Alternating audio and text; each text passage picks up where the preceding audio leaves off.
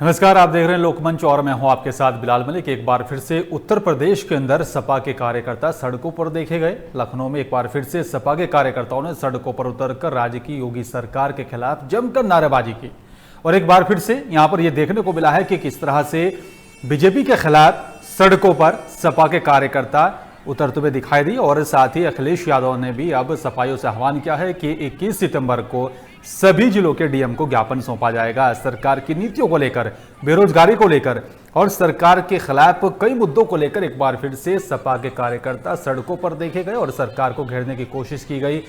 लखनऊ में एक बार फिर से सड़कों पर सपा के कार्यकर्ता देखे गए और अगर बात की जाए पूरे उत्तर प्रदेश के अंदर तो एक बार फिर से 21 सितंबर को हमें सभी कार्यकर्ता सपा के सड़कों पर देखने को मिलेंगे। लेकिन जिस तरह से लगातार एक के बाद एक हर दिन अब सपा बीजेपी को घेरने की कोशिश कर रही है, अगर बात की जाए पूरे विपक्ष की तो पूरा विपक्ष भी लामबंद होता हुआ नजर आ रहा है।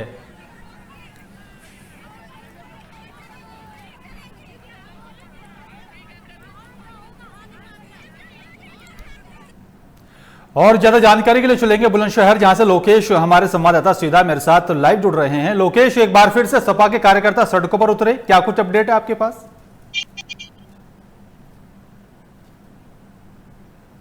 देखिए, मैं आपको बता दूं, समाजवादी ने सरकार ने मोर्चा खोल दिया है कि जो प्रमुख हैं अखिलेश यादव, निर्देश पर हर से ने पदाधिकारियों को जो निर्देश दिया गया है, 21 तारीख को सभी अपने अपने जिले से जो समाजवादी पार्टी के पदाधिकारी हैं वो सीएम को ज्ञापन सौंपेंगे।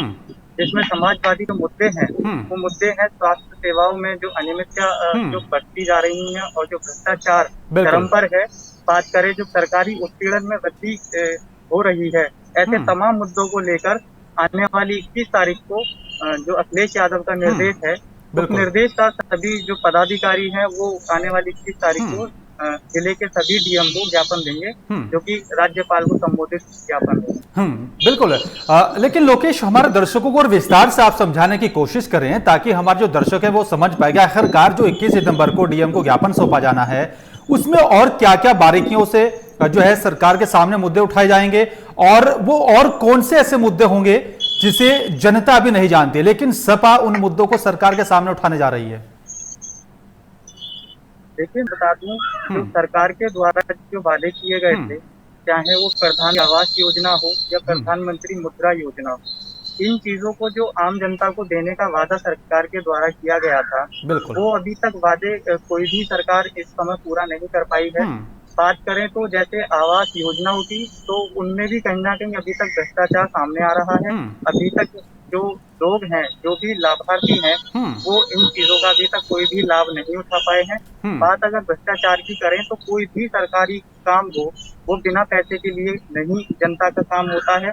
भ्रष्टाचार अपने चरम सीमा पर है इस वक्त। और अगर स्वास्थ्य सेवाओं की बात करें तो इस वक्त जो कोविड-19 को लेकर पूरे देश में वैश्विक महामारी जो ये फैली हुई है, अगर इसमें बात करें तो ना तो अभी तक कोई इस तरह का कोई जो व्यवस्थाएं हैं जैसे स्वास्थ्य सेवा में सफाई हो या कोई भी मेडिकल उपचार हो, कोई भी अभी तक जो जनता है वो नाखुश नजर आ रही है। जी बिल्कुल।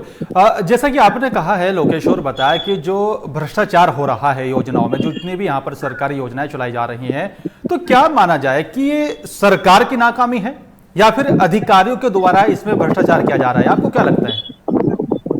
देखिए, सरकार सिर्फ आदेश करती है, लेकिन इन चीजों को जो धरातल पे उतारते हैं वो प्रशासन उतारता है। जैसे कि बात करें कोई अधिकारी जो होते हैं, इनको ये सब चीजें मुहैया करानी होती हैं। अभी तक भी बुलंदशहर में जितने भी आवास हैं ये बनकर तैयार हो गए हैं, लेकिन अभी तक लाभार्थी को ये नहीं दिए गए हैं।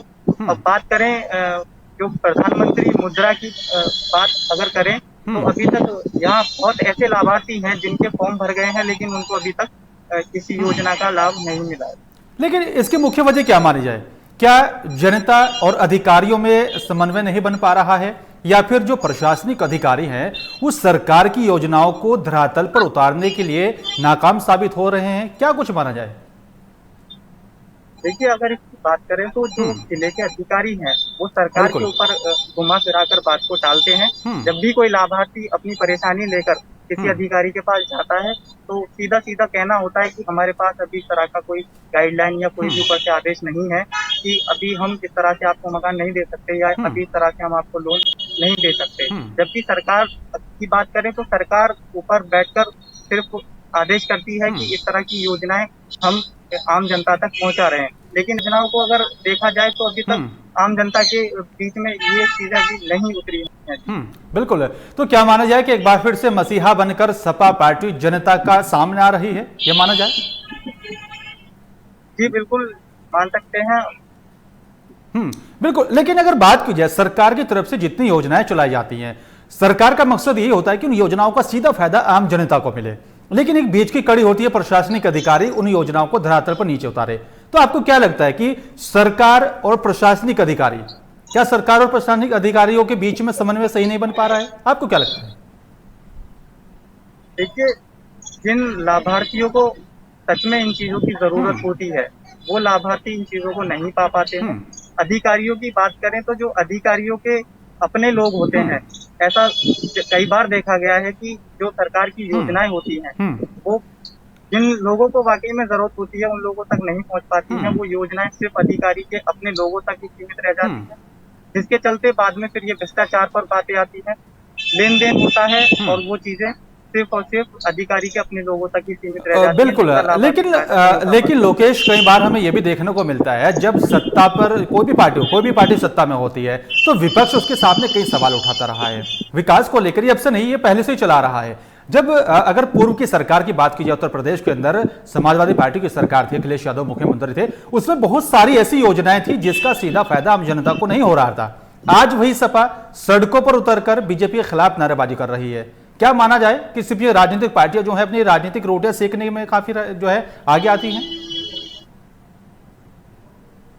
देखिए, जब सरकार बनती है तो सरकार लुभावने वादे करती है जनता के बीच में जाकर, लेकिन जब सरकार नहीं वादों को पूरा करती है तो फिर विपक्ष उस चीज का फायदा उठाता है। जिस तरह से आज समाजवादी पार्टी फायदा उठा रही है। सरकार चाहे कोई भी हो, योजनाएं हर सरकार में बनती हैं, लेकिन कोई भी योजना आम जनता तक पहुंचने में वक्त लगता है या फिर वो योजना आम जनता तक नहीं पहुंच पाती है। इसकी वजह से जो आम जनता है वो योजनाओं का फायदा नहीं उठा पाती है। अब सरकार चाहे कोई भी आए, कोई भी सरकार में आए, लेकिन उन योजनाओं को कोई भी सरकार बिल्कुल ठंडे बस्ते में डाल दिया जाता है, आपका कहने का मतलब है। लेकिन एक कानून व्यवस्था भी उत्तर प्रदेश के अंदर एक बड़ा सवाल बना हुआ है और समाजवादी पार्टी भी कानून व्यवस्था को लेकर सरकार को लगातार घेर रही है। आपको क्या लगता है, कानून व्यवस्था को लेकर सरकार विफल साबित हो रही है? जी बिल्कुल। कानून व्यवस्था की अगर बात करें तो कानून व्यवस्था इस वक्त जो दिखने को मिल रही है, गुंडा राज और आए दिन बलात्कार, लूट, डकैती, हत्या, ये सब चीजें आए दिन हो रही हैं। तो बिल्कुल इसमें कहीं ना कहीं सरकार का ये जो फेलियर है ये नजर आता है और वक्त जो अपराधी है वो बेखौफ अपराध को अंजाम दे रहे हैं। बिल्कुल। लेकिन लोकेश, लगातार आईपीएस अधिकारियों के तबादले हो रहे हैं, लगातार उच्च अधिकारियों के तबादले किए जा रहे हैं, लगातार एनकाउंटर भी उत्तर प्रदेश के अंदर हो रहा है और एनकाउंटर में जो है उसमें लगातार इजाफा हो रहा है कि संख्या लगातार बढ़ती जा रही है। बावजूद इसकी जो क्राइम है, जो उत्तर प्रदेश के अंदर क्राइम का ग्राफ है वो बढ़ रहा है, कम नहीं हो रहा है। क्या कुछ वजह मानी जाए? देखिए, कहीं ना कहीं ये वजह मानी जा सकती है कि जो अधिकारी हैं वो उस जो चरम सीमा पर जो अपराध पहुंच गया है बिल्कुल अब तक नाकाम साबित हो रहे हैं। आए दिन आईजी, डीआईजी जो है वो अपने अधिकारियों से संपर्क में रहते हैं, तबादले होते हैं, लेकिन उसके बावजूद जो अपराध है वो अपनी चरम सीमा पर है। तो ये कहीं ना कहीं जो अधिकारी हैं उनको ये कहीं ना कहीं सोचना होगा कि आगे क्या कदम उनको ऐसे उठाने चाहिए। बिल्कुल लोकेश, देखना होगा कि कानून व्यवस्था कैसे बनाई जाए। शुक्रिया आपका हमारे साथ जुड़ने के लिए और विस्तार से बात करने के लिए। लेकिन सवाल यही निकलकर सामने आता है कि उत्तर प्रदेश के अंदर कानून व्यवस्था की बात की जाए या फिर रोजगार की बात की जाए या फिर जिस तरह से युवा सड़कों पर उतर रहे हैं और सपा के कार्यकर्ता सड़कों पर उतर रहे हैं, क्या वाकई में सरकार तक अपनी आवाज को पहुंचाने में कामयाब हो पाएंगे? लेकिन जिस तरह से अखिलेश यादव ने भी आह्वान किया है सपाइयों से कि 21 तारीख को सभी डीएम को यहां पर ज्ञापन सौंपा जाएगा और सरकार की नीतियों को उजागर किया जाएगा। देखना होगा कि किस तरह से सपा के कार्यकर्ता सड़कों पर उतरेंगे और सरकार तक अपनी आवाज को पहुंचाने में कितना कामयाब यहां पर हो पाते हैं। फिलहाल मेरे साथ सिर्फ इतना ही। नमस्कार।